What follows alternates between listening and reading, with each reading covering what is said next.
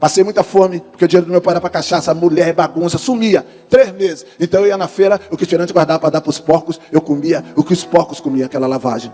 Eu catava comida no lixão para não morrer de fome. Eu carregava lata d'água no morro, aí ganhava 10 cruzeiros, comprava carne. Aí eu dava o azar do meu pai chegar naquele dia e comia toda a carne. E eu ia dormir com fome. De manhã a gente raspava o que sobrava para não morrer de fome. Pedia comida na casa das pessoas, pão duro, para comer pão duro com leite. Gávea é um bairro muito rico do Rio de Janeiro, onde tem o clube de regata do Flamengo. É porque o torcedor desse time ele não sabe falar Flamengo, ele fala Flamengo. E aí, eles ali ficaram tomando conta de carro no estacionamento do Jockey Clube, que é ao lado do Flamengo. Dormiam embaixo dos carros. Um homem que era dono de cavalo de corrida saiu, viu minha mãe dormindo embaixo do carro, mandou os 3 sair debaixo do carro dele. Sai! Conta-me a história que ele era católico, do apostolado de oração. Aí falou, o que vocês estão fazendo aí? Aí minha mãe disse, a gente não tem onde dormir. A gente lava carro, toma conta de carro e dorme aqui embaixo. Ele falou, olha, eu não posso levar vocês para a igreja à noite, mas eu tenho a cocheira dos meus cavalos de corrida, vocês querem dormir lá? Aí eles falaram, queremos. Então minha mãe foi, entrou, se vestiu de homem, porque a mulher não podia entrar, tiraram o feno, o cocô do cavalo e dormiram na cocheira dos cavalos. E passaram a dormir lá. E aí aquele homem começou a ajudar eles, dar dinheiro, levava para a igreja católica, mas eles queriam ficar lá com os cavalos, eles gostaram. Minha mãe começou a ganhar um dinheiro, comprou um barraco no Morro do Esqueleto, que hoje é Morro do Salgueiro, na Tijuca, no Rio de Janeiro. Os 2 irmãos da minha mãe passaram a morar no Jockey. E minha mãe ficou sozinha no morro. Ela foi no ensaio da Escola de Samba Salgueiro. Já ouviu falar da Escola de Samba Salgueiro? Mangueira, Portela, Salgueiro. Minha mãe foi no ensaio do Salgueiro e lá conheceu meu pai, Tião Canela. Era meu pai, um homem de 2 metros. Meu pai lutava boxe e capoeira. Dirigia sozinho a bateria de 400 homens, bateria de escola de samba, né? Acho que vocês já viram na televisão, né? Não sei se tem escola de samba aqui em Fortaleza. Minha mãe se apaixonou por ele porque ele ficava assim para ela, piscando, ó. Aí ele chamou ela, levou para trás do muro da escola de samba e tirou a virgindade da minha mãe atrás do muro da escola de samba. Por quê? Porque mulher para o meu pai era só um objeto. Esse povo do samba, esses homens do samba, eles têm muita facilidade de conseguir mulher. E meu pai era bonitão, né? Quase 2 metros, assim que nem eu, né? Fortão, bonitão. Meu pai andava assim, que nem eu, bonitão, né? Meu pai andava assim, ó. Meu pai. Aí ele mandou ela ir pro barraco, e quando soube que ela estava morando no barraco, ele morava num cortiço, ele falou, vou aí morar contigo. Chegando lá, os 2 irmãos da minha mãe chegaram, ele deu uma surra nos 2, ele falou, vou embora. Aí eles passaram a morar no Jockey, ficou só meu pai e minha mãe. Aí minha mãe descobriu que meu pai era um cachaceiro. Enquanto ela ia no samba e só transava, perdeu a virgindade com ele, e só andava atrás do muro da escola de samba, ela descobriu que ele era um cachaceiro. Para samba ele tinha que beber cachaça, para desfilar tinha que beber cachaça, meu pai era um cachaceiro. Aí à noite ele ia pro samba, saía com as prostitutas, ia pro cabaré, e depois que saía bêbado, chegava em casa e queria transar com minha mãe também. Aí ela dizia, eu não quero. Ele agarrava ela, dava 3, 4, 5 socos na cabeça dela. Quando ela desmaiava, aí ele abria as pernas e fazia sexo com ela desmaiada, e depois vomitava em cima dela. O vômito entrava pelo ouvido, nariz, boca. De manhã ela acordava, tinha que tomar banho e tirar todo aquele vômito. Ele dizia, me espera, que depois eu volto. E ela tinha que ficar no barraco esperando ele. Eles mudaram de lá e foram morar na Praia do Pinto. Era uma favela, em frente ao Clube de Regata do Flamengo, tinha uma favela chamada Praia do Pinto. Hoje é selva de pedra, nos conjuntos residenciais riquíssimos. Aquele tempo era uma favela. E ali foram nascendo meus irmãos. Silmara, Sorimar, Selmira, Sônia, Selma, Maura, Carlinho, Ricardo, Pedro, Edson, Luiz e eu. 12 irmãos, faça assim, ó. Mas sabe por que 12? Porque meu pai fazia sexo com minha mãe como se ela fosse só um objeto. Ele agarrava, ela tinha um filho, ele agarrava de novo, ela tinha outro filho. Ele agarrava de novo, ela tinha outro filho. Eu fui o filho número 7. Eu nasci dentro de um carro da polícia. Meu pai estava tão bêbado naquela noite, Sebastião de Oliveira, que caiu lá em cima do sofá velho. A bolsa da minha mãe estourou, ela sentou na porta do barraco. Vinha passar no carro da polícia, pegou minha mãe, botou dentro da patrulhinha, me tiraram de dentro da minha mãe, cortaram o cordão umbilical com canivete e entregaram eu e minha mãe no hospital Miguel Couto, eu enrolado na blusa do policial e minha mãe carregando a placenta que ainda estava saindo. Eu nasci na mão do policial. Minha irmã Selma nasceu de cesariana, filho número 8. Aí já cortava a barriga que eu não conseguia ter normal. Ela chegou com o bebê em casa, barriga costurada. Meu pai disse, ó, quero sexo. Ela dizia, eu não posso. Ele agarrou ela, os pontos estouraram. E disse, eu mato o bebê se você não me der. E ela teve que fazer. Assim era meu pai, por causa da maldita bebida alcoólica. É por isso, irmão, que nós lutamos contra a bebida alcoólica. Você é templo do Espírito Santo. Você não precisa de nenhuma bebida para ser feliz. Você só precisa da água do batismo, da água do Espírito Santo de Deus, que te santifica, que te cura. Álcool, você não precisa. Diga para o seu irmão, você não precisa de álcool para ser feliz. Precisa não. Principalmente você, jovem. O governador resolveu tirar aquela favela que era na área nobre do Rio de Janeiro. E aí, deu casa para quem queria morar na Cidade de Deus. Alguém já ouviu falar na Cidade de Deus? E apartamento para quem queria morar na Cidade Alta, Cordovil. Apartamento da Coab. Meu pai ganhou um apartamento. E aí eu fui morar lá com minha mãe, meus irmãos e meu pai. Aí ele chegava bêbado, batia na minha mãe, as minhas 5 irmãs mais velhas não aguentaram, fugiram de casa, foram trabalhar em casa de madame como empregada. Ficou eu e meus 6 irmãos menores. Então meu pai chegava bêbado, minha mãe dizia, pega seu pai lá fora. Aí ele estava todo cagado, aí ele esfregava o xixi e cocô na minha cara. Aí me trazia, fazia beber uma garrafa de café com ele, tomar banho gelado, e depois ele mandava minha mãe pro quarto, falava, vai pro quarto. Aí me pegava, me botava no outro quarto, que era 2 quartos, a gente tinha só um beliche e um armário. Então eu dormia no chão, e meus irmãos, 3 num beliche e 3 no outro. Aí eu ficava ouvindo as pancadas lá do outro quarto, pá, e minha mãe, e minha mãe, porque ele gostava de bater antes de fazer sexo. Esse era meu pai, o homem que me deu a vida, meu pai. Aí eu ia bater na porta porque eu pensava, eu sou homem, eu vou defender minha mãe. Eu já estava com 14 anos, eu pá. Aí ele abria, me dava um golpe de capoeira, pum, eu caía, ele me arrastava pelo pé, me jogava embaixo da cama e dizia, se você sair eu te mato. E voltava a bater na minha mãe, transar. De manhã ela estava toda machucada, eu dizia, mãe, vamos fugir? Ela perguntava, para onde? O meu pai trazia bêbados para dentro do apartamento e ficava bebendo cachaça com aqueles homens batucando samba, porque ele era do samba. E aí, 3 horas da manhã ele ia transar com minha mãe. Aqueles homens me pegavam e eu era abusado sexualmente por aqueles homens. Não tem nem como te contar. Depois que usavam, me jogavam no chão, aí eu ficava chorando. Aí meu pai saía do quarto, me dava tapa na boca, pá, e dizia, pare de chorar, porque o homem não pode chorar. Nem chorar eu tinha direito. Nem chorar eu podia. Esfregava a minha cara no sangue que saía de mim. Passei muita fome. Muita fome. Porque o dinheiro do meu pai era para cachaça, para forró, para samba, para a mulherada, para as raparigas, como dizem aqui.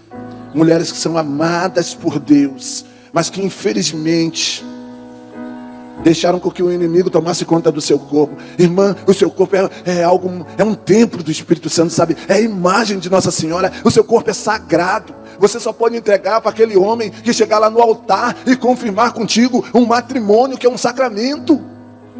Como é que uma mulher pode vender o seu próprio corpo? Não faça isso em nome de Jesus. Sabemos aqui que vocês não fazem, mas se você conhece alguém, ora por essa pessoa. Não condene. Ore. Passei muita fome, porque o dinheiro do meu pai era para cachaça, mulher, bagunça, sumia. 3 meses. Então eu ia na feira, o que o feirante guardava para dar para os porcos, eu comia o que os porcos comiam, aquela lavagem. Eu catava comida no lixão para não morrer de fome. Eu carregava lata d'água no morro, aí ganhava 10 cruzeiros, comprava carne. Aí eu dava azar do meu pai chegar naquele dia e comia toda a carne. E eu ia dormir com fome. De manhã a gente raspava o que sobrava para não morrer de fome. Pedia comida na casa das pessoas, pão duro, para comer pão duro com leite. Fiquei tuberculoso de tanto passar fome. Fiquei 6 meses internado. Quando eu voltei, meu pai me deu outra surra e disse, desgraçado, entra no ritmo de novo. Deixa eu te perguntar, tem comida na sua casa? Sua casa é uma bênção. Você já passou fome alguma vez? Você já viu alguém passar fome? Você quando chega de manhã tem café da manhã para você? E janta? Tem janta? Você e sua esposa? Você tem louvado a Deus por isso? Você tem agradecido a Deus nessa nossa batalha contra o pecado e contra a fome? Coloca a mão no seu coração e louva a Deus porque você tem uma família. Aqui para mim, irmão, a minha casa é de tapera. Louva a Deus. Quase minha casa é uma mansão. Louva a Deus. Não importa quanto você tem, o que importa é que Deus está te dando. E se você ainda não tem, é porque Deus acha que você ainda tem que crescer mais em santidade. Minha mãe me obrigou a estudar e um dia um amigo na escola me ofereceu um baseado de maconha e disse: fume essa maconha que vai acabar a sua tristeza. Fumei meu primeiro baseado com 15 anos. Fiquei doidão. E aí, maluco? Esqueci as minhas dores. Só que depois que o efeito na maconha acabou, fiquei 10 vezes pior. Me viciei. Quando eu me viciei, o traficante Ricardo Quebra disse: agora você tem que comprar. Gente, não tinha dinheiro nem para comer, como é que eu ia comprar maconha? Então ele falou para mim: vende, entende a didática do traficante? É assim que ele faz com nossos filhos. Cuidado. Cuidado, mãe, fique de olho, pai. Jovem, não cai nessa balela. Ele me mandou vender cocaína e maconha naquela escola. A diretora descobriu, eu tive que fugir da escola. É projeto do demônio destruir os seus sonhos, sabe? Te tirar da escola, te tirar da faculdade, entendeu? Destruir tua casa, destruir teu casamento. Se não for através da droga, é através da mentira. Porque tudo é o pecado. Tudo gira em torno do que? Do pecado. Aí eu comecei a roubar para comprar droga, porque eu fui pedir ao traficante, ele me deu uma surra e falou: se vira. Comecei a roubar. Não hoje, que são dois numa moto. Quando você vê dois vindo numa moto, você já até tira o celular para fora, já tira a carteira, o relógio, já fica assim para entregar. No nosso tempo não, a gente pegava as pessoas na rua. Assaltei casas, assaltava no ônibus, ia eu e mais 4. A gente enfiava a unha nas mulheres, arrancava o cordão com a pele na nossa unha, arrancava o brinco da orelha, cortava o cabelo das mulheres com canivete para vender cabelo e comprar droga, quebrava o dedo do bebê no colo da mãe. Não queria saber, eu queria era dinheiro para droga. Fui na Cidade Alta comprar droga, conheci o chefe do tráfico, o nego. Ele olhou para mim e disse assim: Caveirinha. Todo traficante tem um apelido. O meu era Caveirinha, ele me adotou no tráfico. Comecei como olheiro, vapor, embalador, chefe de adoração, fui crescendo. Fui entronizado no centro de Umbanda, Chucaveiro e Maria Padilha me consagraram aos demônios. Bebi sangue de bode de galinha preta. E aí fundamos aquele movimento de drogas que foi o primeiro do Brasil, uma facção que vocês devem já conhecer bastante. Foi a primeira do Brasil. Agora nós estamos subdivididos em outros nomes, mas a primeira foi aquela que nasceu no Rio de Janeiro, que eu ajudei a fundar. E essa facção me colocou para chefiar 3 favelas: Parada de Duque, Vigário Geral, Lucas, comecei a ganhar dinheiro, mulheres. Aí esse comando, né, me mandou matar meu pai. Foi o demônio, né? Chegando em casa eu não consegui matar ele, porque Deus não deixou, a bala não saía. Ele quebrou tudo no apartamento e eu disse para minha mãe: fica com esse bandido que eu vou embora. Meu pai foi embora. Minha mãe vendeu nosso apartamento, foi morar na favela de Vinéia. Com uma cama, uma mesa, um fogão, um telhado velho. Um aproveitador deu a ela 1000 cruzeiros. Tá cheio de aproveitador no mundo. E nessa favela de Vinéia, eu que comprei junto com o Marcelo Bagabal as drogas, as armas. Já tinha 5 mulheres, carro, moto. Eu não dirijo, mas tinha motorista de fuga. E eu tinha poder sobre a vida e sobre a morte. Não posso nem te contar as crueldades que eu fazia para poder dominar. Porque se eu não fizesse, outros fariam ou fariam comigo. Ganhava 30 mil por semana. O jovem roubava tudo de casa para comprar droga. Meninas lindas chegavam para comprar droga, a gente abusava sexualmente da menina. Quantos morreram? Quando a gente pegava um jovem que foi vender a droga, a polícia tomou o dinheiro dele, ou então ele gastou, a gente amarrava ele, quando fazia assim, dava um castigo leve, dava coronhada até ele cuspir sangue. Quando fazia assim, arrancava as unhas, quebrava o dedo, arrancava cabelo, arrancava um pedaço de carne com um alicate, quebrava o dedo do pé, e quando fazia assim, matava. Graças a Deus não era eu, levavam e matavam.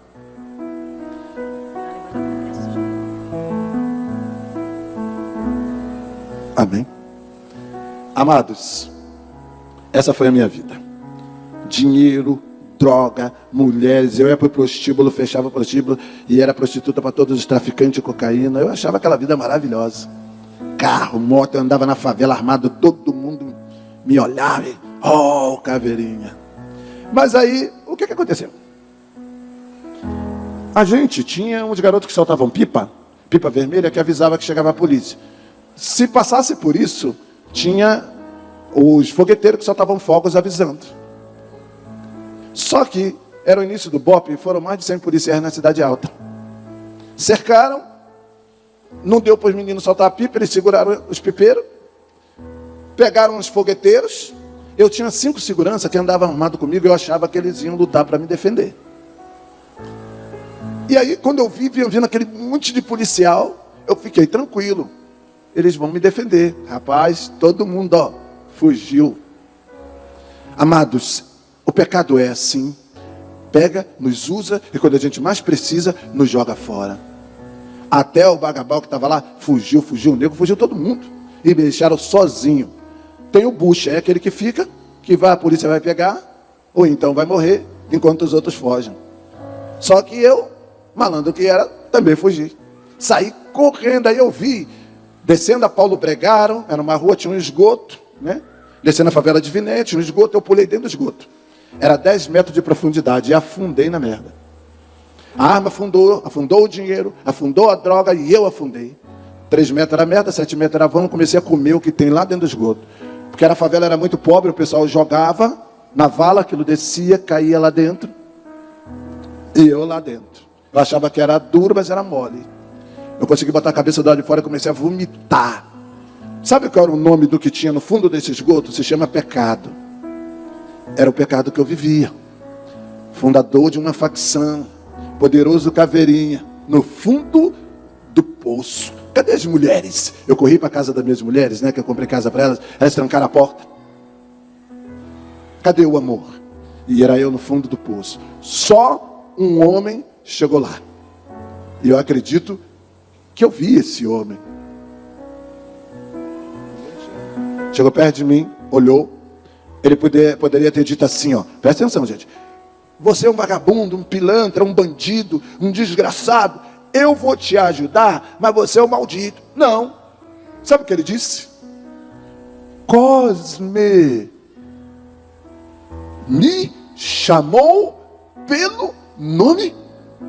Gente, se ele não me conhecia, como ele poderia me chamar pelo nome? Mas ele disse Cosme. Estendeu a mão, segurou na minha mão, começou a puxar a droga, não, o mal, o pecado, a merda, me puxava para baixo. Parecia que eu estava grudado. E ele puxava para cima. E quando ele me puxava, ele me dizia isso. Fiquei lá de meia-noite até 6 da manhã. Com aquela força que eu não sabia de onde vinha, eu consegui subir. Aí me joguei. Eu vi a polícia lá em cima. Eu me joguei no mato, fui me arrastando. Aí tinha um barraco da minha mãe, eu me escondi embaixo. Passei 3 dias escondido, comendo comida estragada, biscoito mofo e bebendo água salobra. Para não morrer de fome lá embaixo. Quando a polícia foi embora, eu saí. Aí coberto de merda, eu fui. Os bandidos estavam tudo rindo lá. Conseguimos escapar da polícia. Ainda deixamos aquele Caveirinha para morrer. Quando eles me viram, rapaz, o vagabundo disse, arrebenta. Tomei uma surra. Vai pra vala, me jogaram na vala. Era para você morrer. Fiquei naquela vala, eles esperando anoitecer para a minha morte. Só que começou a chover no Rio de Janeiro. Eu entrei embaixo da casa de indolação. Fiquei escondido, a água passando por mim e eu lá escondido embaixo da casa de indolação. O barraco da minha mãe caiu na chuva. Plá! Deslizamento igual aquele lá de Petrópolis. Minha mãe conseguiu salvar meus irmãos e ficou na rua. Os crentes, nossos irmãos evangélicos passavam, davam um papel para minha mãe e diziam, Jesus te ama, mas iam embora para a igreja deles. Já o pessoal da paróquia Nossa Senhora da Glória, Legião de Maria, Apostolado de Oração, grupo de jovens, jovens da Crisma, foram lá pegar a minha família, levaram para o salão da igreja, deram banho, deram cama, deram comida, deram roupa, levantaram os barracos, deram fogão, geladeira, armário, roupa de cama. Isso se chama solidariedade. E isso a igreja católica sabe fazer. A nossa igreja sabe. E aí eu, doente, coberto de merda, cheguei na igreja católica. Tem um irmão da Hesed que pode vir aqui rapidinho? Um irmão da Hesed? Rápido, corre. Vai aparecer na televisão. Tinha um menino chamado Luiz, vai aparecer na live, que era coordenador do grupo de jovens renovados. Ele ia na favela evangelizar os jovens. Só que quando ele me via, ele se tremia tudo, Caveirinha. Aí eu dizia para ele assim, sai fora. Aí ele, mas eu quero evangelizar os jovens. Eu disse, corre. Aí ele dizia, eu não vou não. Eu dava um tiro. Pá, ele saía correndo. Aí chegava lá embaixo do morro, ele fazia assim, Jesus te ama. E saía correndo. Quando eu entrei no salão da igreja, só ele chegou perto de mim. Todo mundo, o Caveirinha. Irmão, saíram de perto. Mas ele chegou perto de mim, vem cá. Aí ele fez assim, ô irmão, que bom que você veio. Olha que loucura, gente. Aí levantou o meu braço assim, ó. Segura aqui, tá? A merda começou a descer. Me convidaram para fazer um seminário da renovação. Eu escondido, numa casa que eu não posso dizer, mas fui lá no seminário todas as 7 semanas. Primeira semana o amor de Deus, segunda semana o pecado e suas consequências. Aí o bicho começou a pegar. Aí eu fumava um baseado de maconha, dizendo, ih, gente, essa coisa é boa. Sentava lá no fundo, o povo cantava, eu ficava assim. Só que quando terminou o seminário, eu já estava voltando para o tráfico. Sabe o que esse menino Luiz fez? Sabe o que a Resed faz? Foram lá onde eu estava me buscar e falou: nós não desistimos de você. Nós não desistimos de você. Para o diabo nós não vamos deixar você. Nós vamos buscar você. Nós sabemos que nós estamos no meio de uma guerra do lado de lá, uma guerra do lado de cá. Mas nós, como os combatentes, como vitoriosos, entramos na guerra do lado de lá, entramos na guerra do lado de lá. Mas em nome de Jesus nós vamos. Porque nós precisamos salvar esses meninos. É conosco que Deus conta. Aí eles foram atrás de mim e me chamaram para fazer um retiro. Era sexta, sábado e domingo.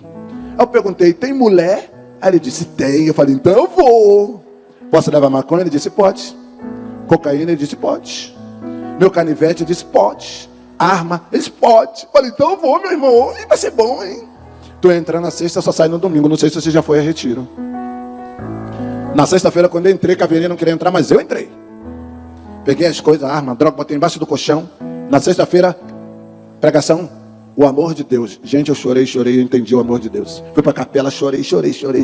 Eu não tinha mais lágrimas para chorar. Era Deus fazendo um processo na minha vida. Como é que é o nome do rapaz lá que eu tinha que falar? A menina te deu o nome dele? Era um processo na minha vida. É o Joe. Joe, Deus não vai desistir de você não, Joe. Você está em processo, sabe? Deus está te reconstruindo, te tirou de pecado, de tráfico, de droga, Joe, para te dar a vida nova que você merece.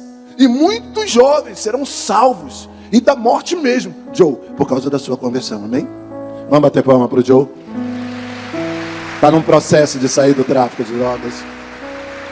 Eu fui fazer aquele retiro, chorei. Sábado de manhã, cura interior. O irmão anunciava assim, o Décio: teu irmão sendo curado das drogas. Aí eu gritava lá de trás: sou eu! Aí todo mundo me olhava e eu baixava a mão. Aí ele: e o Senhor continua revelando nesse momento de oração, teu irmão que está sendo perdoado, que já mandou matar pessoas. Eu gritava: sou eu! Aí ele me olhava e eu baixava a mão. Irmão, tudo era para mim. Aí o Décio falou assim: teu irmão que está deixando de ser homossexual. Eu falei: aí não sou eu não. Mas tudo era para mim. E para terminar, gente, porque a minha hora já foi, a história é muito grande, deixa eu só tirar o relógio. Teve um momento que entrou um homem vestido de branco. Eu não entendi nada. Ele vinha com uma cruz dourada e uma bola branca no meio. Ele estava vestido com uma roupa e com um negócio por cima assim colorido. Na frente dele vinha um menino, também de branco, com um negócio que ele balançava. E saía fumaça, gente. E atrás dele, 12 irmãos de branco, um homem e uma mulher. Ele pegou aquela cruz, botou numa mesa grande, também forrada de branco. Aí ele fez umas orações lá que eu não entendi nada, mas eu gostei. De repente, ele ajoelhou assim, aí fez umas orações, virou e começou a proclamar. Aí ele falou: quem tem pecado, quem quer sair do pecado, quem quer sair da droga, quem quer sair da sujeira, quem quer abrir o coração, quem quer nascer de novo, pega o teu pecado, traz aqui, olha a ousadia, e coloca no altar. Meu irmão, meu coração, eu saí correndo para o quarto. Aí 4 irmãos da equipe do retiro foram correndo atrás de mim. Aí eu meti a mão, peguei a arma. Quando eles viram, voltaram correndo. Entraram branco na sala, assim, se esconderam. Aí o padre Sebastião olhou, viu aquela arma, começou a tremer. Aí os coroinhas fizeram assim, ó. O menino da fumaça saiu. Disse pro padre: não, padre, eu vou botar mais negocinho de incenso aqui. E eu disse: calma, padre.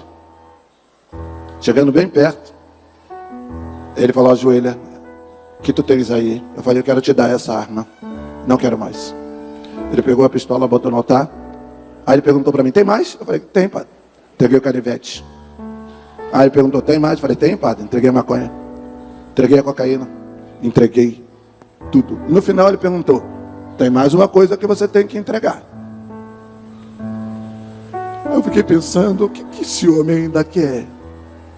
Ele disse: entrega a tua vida. Você já entregou a sua? Fecha teus olhos e entrega a sua vida. Diga: Senhor, eu não quero mais carregar peso, eu não quero mais carregar pecado, eu não quero droga na minha vida. Fecha teus olhos, diga mesmo: Senhor, eu quero fazer como esse caveirinho, eu quero entregar tudo que não é teu. Chegou a tua hora de você se converter.